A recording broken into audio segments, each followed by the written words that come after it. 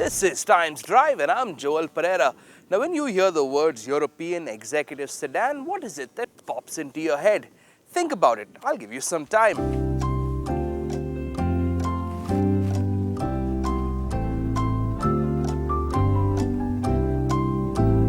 Thought about it? Let me guess. It was probably the Mercedes E-Class, the BMW 5 Series and the Audi A6. But there is one more European executive sedan if you are an executive and you're looking for a sedan. It's called the Volvo S80.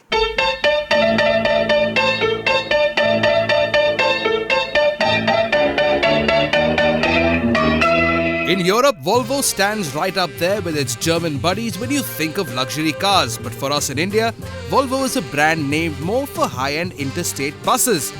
But there's a lot more to this Swedish brand, and the S80 is a fine example.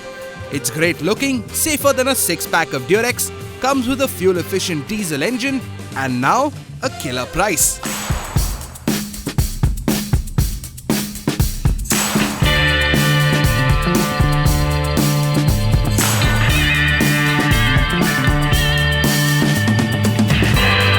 Volvo S80 has been around for a while, but because of lack of awareness and marketing has taken a bit of a backseat to the German competition. But a month ago, Volvo took a long hard look at the S80 and realized what they needed to get this car going were two things: a leaner, smaller, cheaper engine and a leaner, smaller, cheaper price.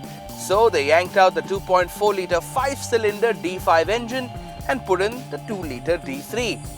Now we normally get very upset when people downgrade things, especially engines, but for Volvo, this makes complete sense. Very few of the people buying cars like these actually drive them. So it's the chauffeur who's going to feel the power pinch. Smaller engine also means better mileage. And seriously, who doesn't like that, right? Still, power is not anemic, not by a long shot. Punch the throttle and you're getting 163 bhp and more importantly, 400 newtons of torque. So really, it's absolutely adequate.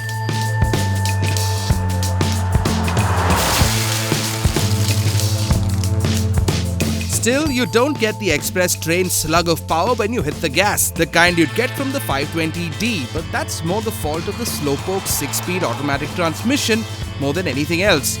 But again, that's the chauffeur's problem and not yours. Plus, if you're sitting in the back seat, you don't want sudden slugs of power anyway. You could spill your macchiato. And speaking of back seats, if you're sitting back there, you're going to be sitting pretty. The S80 has a pliant, comfortable suspension, and the city runs that you're going to be doing will be a joy. Which is not to say that handling will be iffy. You've got decent high-speed stability, but this car will do a bit of a sideways shuffle if you hit a corner too sharp. This car is not as sharp as any of the German competition, but then you've not bought the S80 for that, now have you? Nope, you bought it for the back seat, which, let me tell you, is pretty fabulous. And now time for the obligatory back seat shot. Well, here it is. It's pretty big, it's comfortable, and it's covered in leather. You've also got individual AC vents for both passengers. That's about it, really. Nothing else to see here.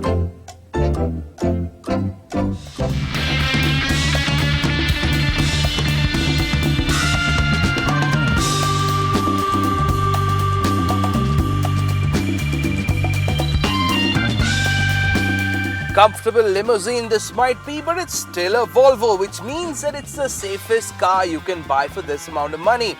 Here's a small list of what you get. Besides all the regular stuff, airbags, ESP, ABS, you're also getting city safety, which monitors the area ahead for pedestrians, a driver alert, a collision warning system, and most fun of all, active headlights. Actually, the active headlights are a bit of a distraction. As you turn, you're looking at the headlights to see if they're turning with you, instead of looking at the road ahead. I know it does sound weird to the auto drivers among you, but this car, for the price, is really value for money.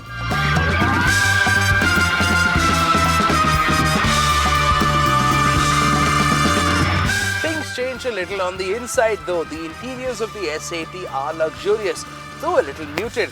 At the same time, when you do get into the S80, what you immediately see are a wall of buttons. Audio controls, a full keypad for the Bluetooth phone, and weirdly enough, rotary dials for the AC. It's a little old school, but still functional.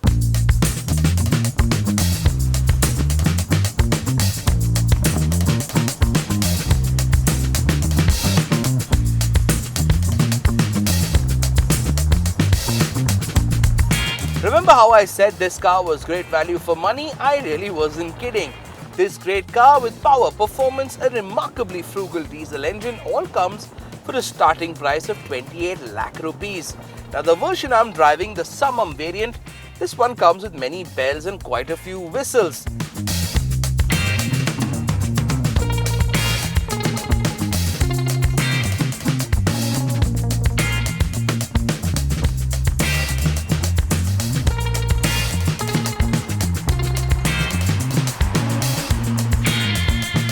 At this price, you're getting a lot of car for the money you spend, and then there's the fact that you will stand out in a crowd. In a crowd of Beamers, Mercs and Audis, a Volvo is going to be pretty refreshing. We're moving now from Volvo to Audi, more specifically the launch of the all-new TT. Here's that and all the other news from Planet Auto. First up, Hyundai's much-loved i20 gets a bit of an upgrade with no fanfare at all.